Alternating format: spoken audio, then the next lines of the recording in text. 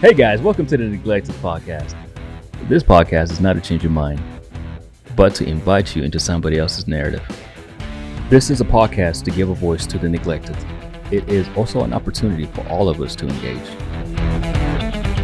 What's going on, everybody? Welcome to the Neglected Podcast. My name is Nick Schultz. You can hit me up at Schultzy Time. We are at For the Neglected. We're here at City Church. Thanks for hosting. Producer Quinn, what's going on, man? He's the man, producing as always. And we are about to do our first interview in 2021. So it feels good to be back in the studio. And that voice that you heard is Miss Jovanna Javis. What's going on? Very special guest today. Yes, very special. No, it's going well. It's going well. So we just are airing this week, episode 50. We actually made it to 50 episodes, which seems like a miracle. And we want to do something a little bit different. Occasionally when there's stuff going on in our world or in our country that is kind of a big deal, just occasionally, just you and I coming in here and bouncing around kind of conversation of how do you talk about that kind of stuff? Yeah. From a different perspective of man, woman, black, white, different kind of political parties. There's just a lot going on. And I think even at this moment, I think there's like impeachment voting and things going on right now as we speak. So we'll probably be airing this pretty soon here near MLK during a presidential transfer of power. And so there's a lot going on, but really, where you and I like to have conversations and connect is, what does that mean for you personally when you see everything else going crazy around you? Friends might be going crazy. Social media might be going crazy. You have all sorts of feelings, good, bad, and different. And how do we deal with this? You know, you and I and my wife and other people, we can sit in my home and have conversations about it, whether it's agreeing on the same things or having differences. But that is not the norm, or it doesn't feel like the norm for everybody right now, even people that I know personally. And that are good friends. So just first of all, kind of where are you as a person right now, as a black woman, and seeing what's going on and just kind of how it's made you feel, or what you've been dealing with, not necessarily with agreeing or disagreeing with certain things, but just with the whole climate that's going on around you and the people that are around you. Yeah, no, so I would say that I am at a point now where I kind of have my plan. I think that I've kind of stumbled around to kind of figure out what my best thing to do is. And I found that me personally, I don't like having conversations if they're not going to be productive. And so when everything happened last Wednesday, I don't really engage in, even if I know that we could probably have a conversation later on, I try not to engage on posts. I'm very aware of if this is stressing me out, then I don't need to watch, because I think that what can happen is, especially when things like last week happened, you feel like you need to keep watching. And so I've been really trying to guard my mind in that way as well. And I am very lucky in the regard of I have people that I can go directly to and talk to and vent to. So I've really been maximizing those things. In terms of how I feel, I would say they feel very complicated. Like, I personally felt very just disturbed by what I saw, but at the same time, there was almost this, I don't know a better word other than peace, because I think that I've felt crazy for so long that like maybe I'm making this up, or maybe some of the things that I feel as a black woman isn't accurate. And to see events happen, and then just even to be able to see things side by side of, I'm sure people saw it floating around on their timelines of what things looked like with the Capitol when BLM versus this. And so it made me feel less crazy. So I will say that. So I don't know if the word is peace, but I feel less crazy. But I have been just very mindful of like what is going to be helpful to me, and what's not going to be helpful is trying to have a conversation when I'm in that kind of space. And then even when people around me are in that kind of space, because last week and still even into this week, people are reeling. And I don't think that for me personally, Facebook isn't the platform in which I want to engage in deep conversations like that. So I've been avoidant of that. And then also just really monitoring how much I'm consuming news-wise, because that just intensifies the feelings. Right. So, I mean, you're covering kind of the media portion, social media portion. And if people don't know, you like to have a very diverse group of people in your network, your community, your friend circles. So you've got all colors, all different beliefs, religious beliefs, political beliefs, and they all have opinions and they all know kind of where you stand. So sometimes you're the safe person for people to go to, but other times you also have all these people that come from different points of view where you love them as friends and want to spend time with them, but you're probably getting so many different perspectives. Yeah. And how do you deal with that just as, yourself and what you will engage in, how you can engage, and whether it's worth it to do that? Yeah, I will say that I have learned to be more honest with myself about where I'm at. I think, I'm pretty sure that the last time that we had a conversation, we were talking about things that had happened in our world, and I was super overwhelmed by the sheer amount of messages I was getting. But what I wasn't doing was checking in with myself on where are you at? And so I would say that I've been trying to be and have really learned that it is very important that although I enjoy having dialogue, especially if it's going to be a productive conversation, I cannot sometimes, and that's okay. And it's not all up to me, if that makes sense. And not in this cocky way that I think it was all up to me, but when questions were coming or if dialogue wanted to happen, I almost saw that as this is a now or never. If I don't have this conversation with them right now, then I will never have that opportunity to have this conversation with them. And that's just not true. And most people, which I would say I'm really blessed in that, are very respectful towards me. So I've been trying to keep that going of being honest about where I'm at, of hey, I hear you. I hear your question, or I hear what you're saying. I'm just really not at a place to talk about this right now, or just even withdrawing in terms of I don't want to use the word withdrawing, but just kind of not engaging like I would if I'm not in that space. But then if I am feeling a little bit better or have a little bit more energy, then absolutely engaging in productive conversation. So especially even with the capital stuff, you're saying, timing with things, okay, everyone sees, white men especially storming the Capitol maybe being treated differently than if other groups of people did it. And there's a lot of people who are maybe seeing things differently for the first time, especially if they're white. And you have the opportunity to maybe speak into it. And what you're saying is that feeling of people are really might be open to it now, and just even in a few days from now, they might not be. So is it my time to kind of tell them what it's really like or how I'm feeling, because they're most receptive and they won't care after this week, but you're finding that, that's a lie, or that's not really true. People would be if done in the right way. No. And then even too, if I'm not in the right place, my motivation and what I'm going to say isn't going to be what I would have said if I was in a better place, if that makes sense. Because I think that when I'm in that place of I'm already kind of burnt out, that's a lot more frantic energy coming out of me. That's I might onslaught you with a lot of things, or I might be even more tender to you not agreeing with me in that moment, versus if I'm in a good space or even in a healthy space and I have energy, I have more of an ability to not cross the line, because I don't think I do that. But I do think that what I've noticed in myself is when I am a little bit more feeling like this is now or never, this window's closing, then I'm probably going to just go for it. And then if you just push back a little bit, or maybe you're not even pushing back, maybe if you ask a question and I receive it incorrectly. And so I want to make sure that I'm in that place. And so I think that that's exactly it too, of and also trusting that if I can't do it, then that door's not going to close. Does that make sense? Yeah. I do think that there was kind of that for me in the beginning of the summer of oh my goodness, people who have never asked questions are asking questions and we have to answer all of them now. And that, I don't think that was true. Yep. And so that was kind of one of my other questions too, was there's a big difference between voicing an opinion and having a conversation. Yeah.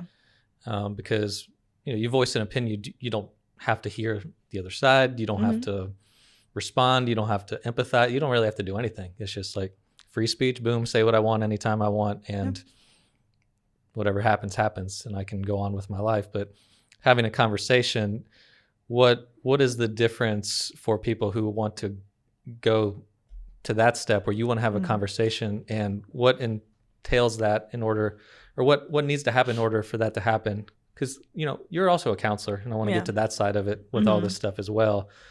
Like, in order to have a conversation, what do people have to give up in order for that to be, like you said, I think you used the word productive for both sides? Yeah, no, I think it's exactly what you said. It's like stating an opinion is almost like a closed door. But if you want to have a productive conversation, I think that we both need to come into the conversation clear-headed in the regards of, like, I'm not in a tender space. And so no matter where you fall, and so this can go to people who absolutely believe one thing and someone who is on the opposing side, no matter what, we both need to be in a space and a positioning where we are open to not being agreed with. And we're open to not changing anybody's mind, kind of like what we're saying here, like what our tagline is this an invitation into someone's narrative? I think that what makes conversations productive is if we can stay on topic.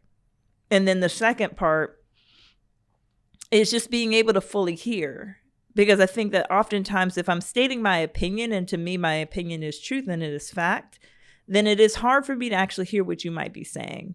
Because what I'm doing in an opinion world is I am listening to you because I'm trying to combat you. I'm listening to you because I want to prove you wrong. But if that's a different motivation than going into a conversation, in a productive conversation, because in a productive conversation, I am really just wanting to hear from you, your perspective and how you arrived there. And you're really wanting to hear from me, my perspective and how I arrived there.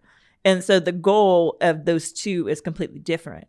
And so I think that that's what's confusing too about Facebook and online, and why I would rather us have more conversations in person and even over the phone. I think in person would be better, but over the phone because COVID.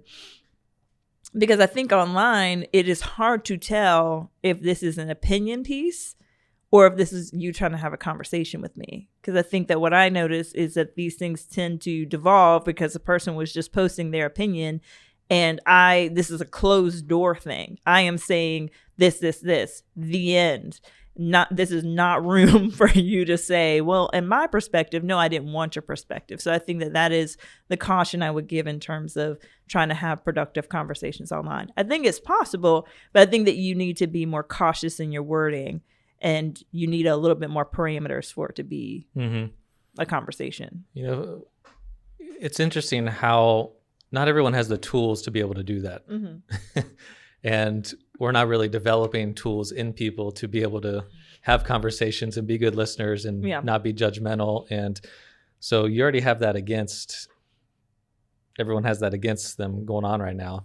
And the social media climate doesn't help, and that either for a lot of things that people see. So especially with people who are struggling during this time, and not even necessarily it's all one people from a certain political party or certain point of view, but there's a lot of people, like, they don't have a loud voice. They don't want to give an opinion, but they're hurting right now, you know, from the counselor side and giving advice. Some people want to be able to engage in conversation, but right now it's loud voices and personalities and opinions. And a lot of people don't want to enter in that. So how do they take a step to have conversations about race or even politics or just stuff that's going on without not wanting all the mud that gets slung around? Like, where do you even go, and how does somebody do that? Yeah. And I think the first question I would ask myself, if that's the case, is, am I comparing myself to the loud voices? Because I think that what I hear most commonly is that people who might not necessarily be loud, but they might classify themselves as more as gentle and introverted and to their own little group, they are so fixated on the louder people and the people who seem to be doing the most activism without really seeing what you can do and what is your thing. Because I think that, yes, the loud voices, and we see those, but that's not the only thing that's involved in terms of moving the dial in conversations. And so that would be my first thing, is, are you falling into a comparison trap? The second thing I would say is, if that's the case, then is there anybody in your life that you do feel comfortable having conversations with? And maybe there's no one. And so then let's start thinking about that. Let's start thinking about if you have a friend that thinks differently than you. Let's start thinking about if you have a Black friend or a minority friend that might be hurting, or maybe you saw on Facebook that they are hurting. What if you took that one step of just sending a text message of, hey, I genuinely want to check on you. Let's get coffee, or let's do whatever fill in the blank I'm comfortable with. Because yes, there are loud voices, but you don't have to post online, because what matters more is what you're doing out in real life. And so is there a coworker who you don't know if they're okay, but you guys have conversations from time to time? Is there someone that you can engage with in any kind of way? If that's not doable for you, if you're like, oh, that's not my thing, I would really look at the reason why, because you're going to, and I've said this before, you're going to mess up. We all are. We're going to say something that we didn't mean to say, or we wish you would have worded differently. What makes the difference is your heart. And so being humble about it. Are you willing to be corrected? Are you willing to step into these conversations, and if you say something wrong, are you willing to make amends? Because that's the important part. I think we get so stuck on the what if I mess up, but we don't think about the fact that most of us would apologize. If someone said, hey, I didn't like the way you asked that question, most of us are capable of making amends. And so that's like the base level. So I would say, if you if you're in your head, let's see how much in your head you are about this. Yep. No, that makes sense. That's good advice too. And some of the things that I was writing down and talked to my wife about before this is just what prevents us from being able to have conversations about difficult issues that are going on right now without getting so angry we don't want to do it, realize or think it's not worth it. And why is that so difficult? And some of the things we were thinking about is just we're trained to think that if somebody's opinion is different, we have a conversation about, it could be divisive within our own group of people. We think that we're admitting guilt if you just simply have a conversation and listen to somebody with a different point of view, or just listen to them. My viewpoint might not be 100% correct in how I think about it is, or it's extreme to listen to somebody else who has been labeled that way. And again, those are the words and labels have power over why we don't do that. But what is keeping me from getting out of my comfort zone in order to just even be able to listen to somebody? And not necessarily, again, like you said, a YouTube video about a different opinion, but actually going all the way to being in somebody else's space and having to sit in that and listen to it without quitting on it, getting angry about it, trying to argue it and win. That seems like a really hard thing right now. No, I think it is hard, because it's just what you said, is I think it's our motivation and kind of that training of thinking that if me and you think differently, my goal for this conversation is for you to no longer think the way you thought. And that's not even how things work. People's minds don't change overnight.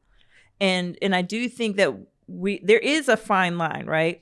We're not saying, so caveat, we're not saying go talk to the person who is being rude to you. Absolutely not.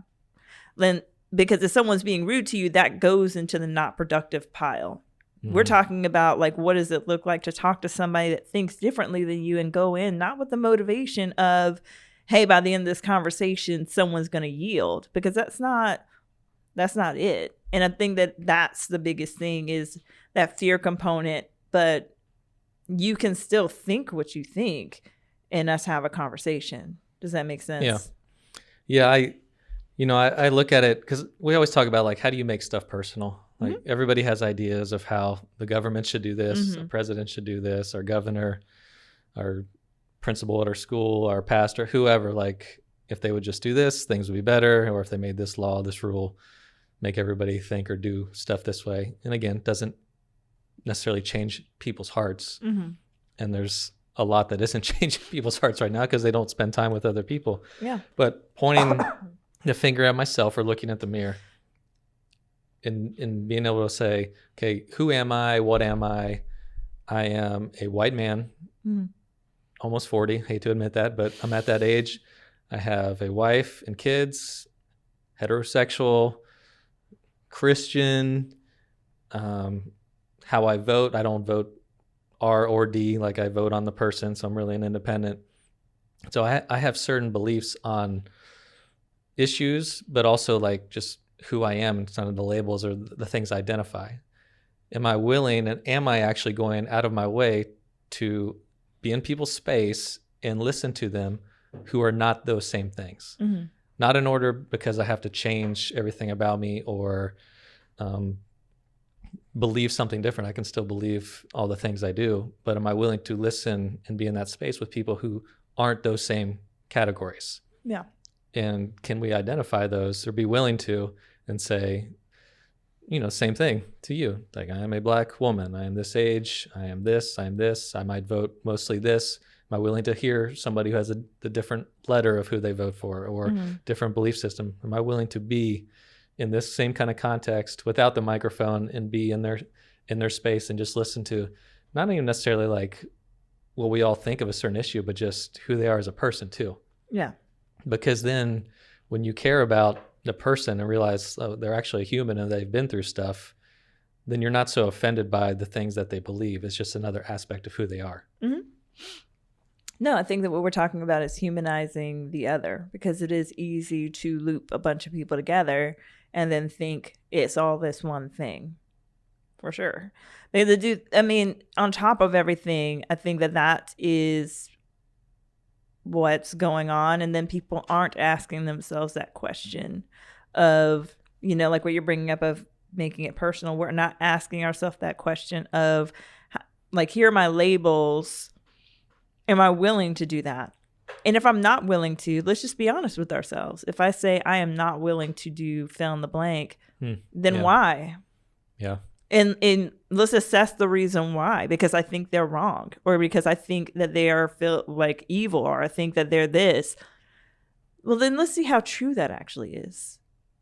Are you willing to test your theory? Are you willing to have this hypothesis that, like, oh, I could never talk to a person who, I don't know, let's do a silly example, but I could never talk to a person who watches romantic movies because they're all like mushy gushy and they're not good people. Well, am I willing to take a step out and actually talk to somebody and see what is really there? Because maybe I'm right, but maybe I'm wrong. Because I think that we have kind of fallen into dehumanizing people and boiling them down to, like what you said, just those labels of, oh, look, this is a heterosexual male. He doesn't know anything. Well, you have no idea. That's your guess. Because, like, I think the other part that we've talked about before is that most people in their friendships aren't talking about stuff like this. Like, I had a best friend that she asked me what my opinion was, and I was like, I am going to give you my opinion on these things with no filter because I trust you, and I want you to know you do not need to agree with me. But it was crazy. By the end of the conversation, she was like, yeah, no, I completely get why you would think that. And we've never talked about that before. We don't talk about politics or any of those things. Mm-hmm. And so just even in my own life, there's someone that I consider my best friend that I'm just now having these kind of conversations with. So that's normal that we don't have these conversations on a daily basis. Yeah. Yeah. I've got a couple other questions, and one of them is, it's good and we want people to challenge themselves to have these personal interactions and be open-minded, but what do you do when you do feel like I have to say something? Mm-hmm. Like something happened with Black people, and like I have to say a certain thing right now, like, and it is kind of an opinion, and it's like I want people to know where I stand on it, because that's happening a lot with all sorts of different things. Like, hey, I don't speak very much, but I just had to say this about the president or this candidate or this party or these riots or this racial stuff. When people get to that point, and a lot of people are, where they feel like they just have to say something, not because they want to keep talking about it, have a conversation, but stand up for something that they believe in. How do you see the most effective ways that people have done that, or you would recommend doing it? Yeah. So I will go to the personal, and then I'll pan out to the bigger thing. I know that me personally, because I've had those moments, there's certain things that happened last week that I felt like, this is my boundary of how far I'm willing to go. And that is more so that can sound harsh, but I don't mean it to be. But there are certain things that like I'm not okay with. Just like I've been using the word productive a lot. Like I am A-okay with productive conversation, but these are the things that are not. These are things outside of my boundary line. But there are some things that I feel like, no, I need to speak out. I need to say something. I sit on things for at least a little bit. Because I am becoming more wary of like kind of any anxious energy, any inner energy that feels like I have to do this right now. If I have that sense of I have to do it right now, I don't let myself do it right then. And I tend to process a lot of my thoughts through writing. So I'll write out, especially if it's like I want to say it or I want to send it. Either way, I write things out so that I can look at it. And I don't allow my whatever I'm going to say to be an attacking thing. And that's just like, I don't, not to be too advanced, but like, I don't let myself do that. I'm not going to go to an extreme of calling out a specific person because I think that's rude. That's something that's a conversation between me and them. Does that make sense? So I try to make sure, because oftentimes when I type it out or write it out, like there's a lot of like other feelings in there that I don't necessarily need to bring forth. And sometimes if it's something that I think is pretty serious, I'll have someone else read it, or I'll tell them what I'm thinking about saying, or help them get somebody else's opinion on it before I go out and say it. But I do think that oftentimes too, we kind of have to, when we have decided that something is truth, we kind of need to weigh it against those things anyway internally. Does that make sense? So I think that is kind of like how I do it. I think just in general, it is good practice to really look at your, not necessarily your motivation, but to kind of look at the way you're saying it and the way you're standing up for something. Because I think it's one thing to say, hey, I feel like there's injustice, or I feel like this group is being oppressed, but it's another thing to say you are doing it. It's another thing to say, and you don't care because you don't know. But like if you want to say like this is an issue that bothers me, that's on my heart, this oppressed group, this is how I see the oppression. If you want to do that, for sure. But I think that just being mindful of that, and then also just be okay with the fact people are going to not agree with you, and it doesn't feel good. I won't say that, especially if it's something really close to my heart. I can't say that every time I post something or I say something and people don't receive something that really is weighing on me, I'm okay. I'm like, yay, you don't agree with me. Right. But I can't take that personally. I think that sometimes we can take that as a personal attack, and I'm not letting myself take that as a personal attack anymore. Yeah. Well, and I like the word you're using, productive. I think it's helpful to use words that help you be better and humanize people more or make better decisions. Like for you, it's right now it's production. Is this going to be productive? You know, for me, when I think about it, I use words like cost. You know, is the cost worth it? What I'm going to say or do in a lot of situations in life, and is the cost too much to do something where you might lose influence or friendships? And a lot of that decision is also based on inviting. I use that word too. It's like what I'm saying and doing, is it inviting people into a safe place and conversation? I can still say stuff that is maybe challenging people, but doing it in a way that invites them into a conversation if they want to have it, not putting them in this category saying that you're just blatantly wrong and dumb if you disagree. I might have this opinion about it, but it's going to be done in a way where I'm not saying it because I'm, Mr. Right about everything. It's inviting you into something. And always the word I use too is opportunity. What is the opportunity I have here? Whether I'm completely pissed off, I'm super sad, I'm overwhelmed, I'm angry, and I got to say something. Like, what is the opportunity I have? Yeah. And you always have the opportunity to have free speech and say something or post something. But is the opportunity more than just you getting something off your chest or just saying something because you've reached that line or that point? Or is that opportunity to, again, invite people in or extend the conversation or help people think differently without just slamming a door and building a wall, as opposed to offering a hand and building a bridge? But that's also not easy to do. And I feel like I've been trained in that over time because I've been trying to. But in that climate right now, Mm-hmm. like you said, if you don't take the time to stop and process and think about stuff, then, you can go off the wall. Yeah, no, and I think that's why I like the writing down thing too, because as you were talking, it made me think about sometimes I write things down and I'm like, oh, I'm just angry. Mm-hmm. And I just need to get that out. And then my next step would be to text a friend and ask them if I could talk. And so I do think that there are, like, I don't want to say levels because I don't have this solidified in my mind, but I do think that there's your core people that that you can say anything and everything to. And then there's the people who are close to you. And then there's your sphere of influence. And there's all these different levels.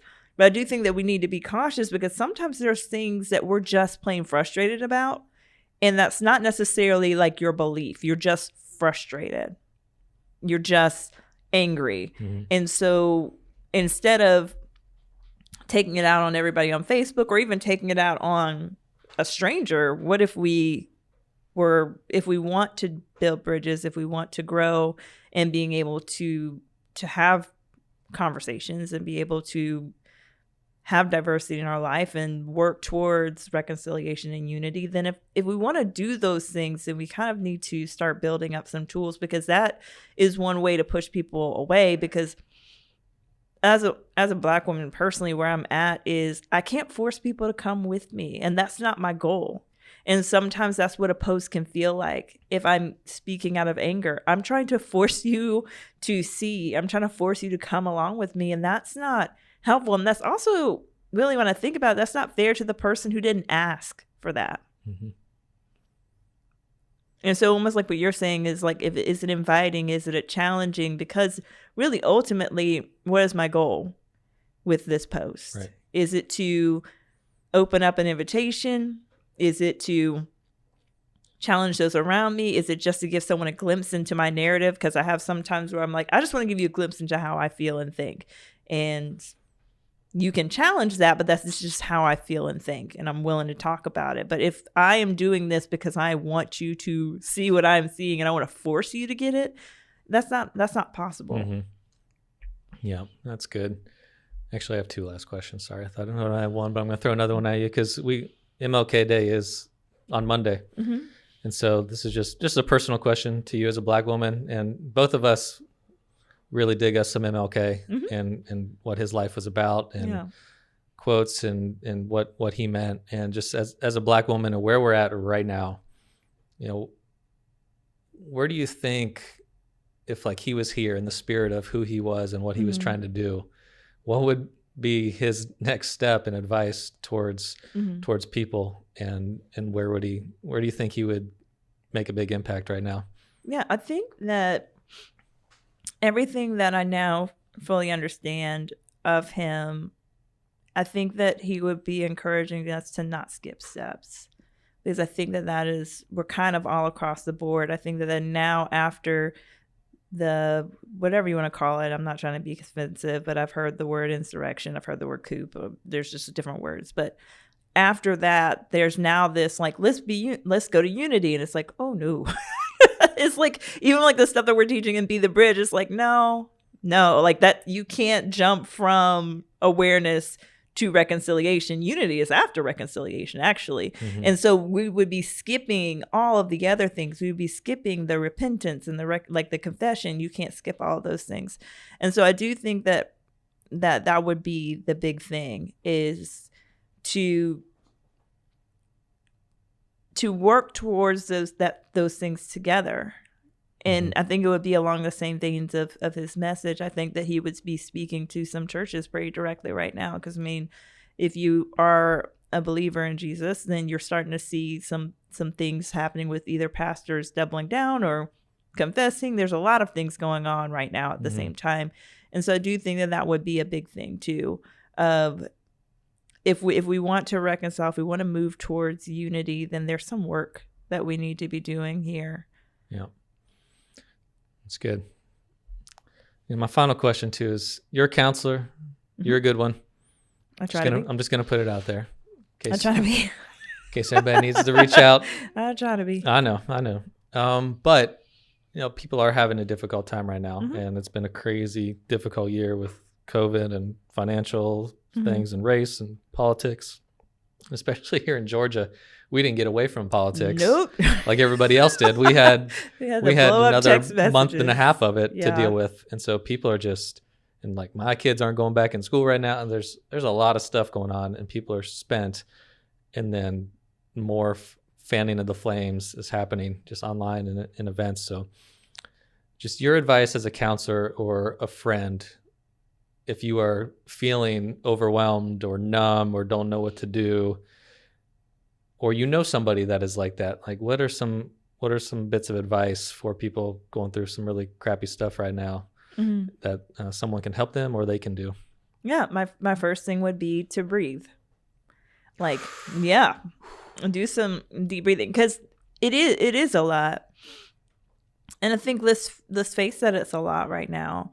I think that oftentimes, even like when I have people in my office or just even friends, is I think that there's this Western mentality of pushing through it and not wanting to say that it's hard right now. And it's okay to say it's hard right now. And let's do some check-ins with ourselves, because I do think that there is this energy of feeling like I have to speak to all things and I have to do all things right now. Let's do an inventory. Maybe right now isn't the time for you to be watching the news a bunch right now. Maybe the time is like caring for your neighbor or having dinner with your kids and inviting over a family that looks different than you. Maybe that's it. And let's not feel like that's it, you know. Another thing, there is a prioritization, because it does feel like we have everything coming at us at once, but we're not going to change the world in a day, and we're not going to be able to change the world right now. And so if you are overwhelmed right now with the news, it's okay to turn it off. If anything big happens, you will know. That's the truth, yeah. So you can turn it all off. Delete the Facebook off your phone. It's okay. Do some breathing. Do something that you like. Connect with the people who are around you that you love. And so that's if you're like super overwhelmed right now. There's financial things. There's a bunch of things that are happening. Like, take care of your home first. Take care of your heart. Check in with yourself where you're at spiritually. Where are you having life-giving conversations? Where are you at in those realms? If you're more overwhelmed because you don't know what your next thing to do is, then I will take a page out of your book of a lot of the things that you've said. Is let's go ahead and look at what we've got in front of us. Do you have a minority friend? Do you have a friend that's different than you that is struggling right now, whether you get it or not? What does it look like to do something personal? What's it look like to make an action plan about those things? And so I would say overall, in terms of just being overwhelmed, let's take that step back. Let's do some breathing and let's disconnect if we need to. That if you're shell shocked because you don't know how to engage, let's do one thing to engage in this. And let's only do that if we have the energy. Well said. That was a free session. I don't think you're not charging me for that, right? No. That was good. That was for everybody. Yes, you get that for the freeze. Well, thank you for sharing. Kind of put all that on you and told you we were going to do an episode like this, and you're like, you need to tell me what you have in mind and did. But it's just good. Trust your opinion, value it, and you're trying to do the hard work behind the scenes, and it's not always easy. Yeah, it can be very draining. So thank you. Thanks for doing the podcast and 50 episodes. That's crazy that we even did that. Whoop, whoop. And we would not have done it without Quinn. So thank you. Thank you, Quinn. Round of applause for Quinn. If Quinn did not believe in what we're doing or wouldn't put in the time to make this possible, it just would not be happening. And it's high quality work that is happening here in the production. So Quinn, you are appreciated, we really sir. Appreciate you, man. I So thank you, everybody. Not weird about words of affirmation, because that was a lot. I don't like words of affirmation. Quinn, you okay with it? He doesn't have a choice right now. He's hiding from us, but yeah, just really do appreciate him. Thank you, City Church, for hosting. And we'll be back again next time. We got some more episodes coming up. And thank you, Miss Jovanna, for being here. Thank everybody for watching and listening. And we'll catch you next time. Peace. Bye.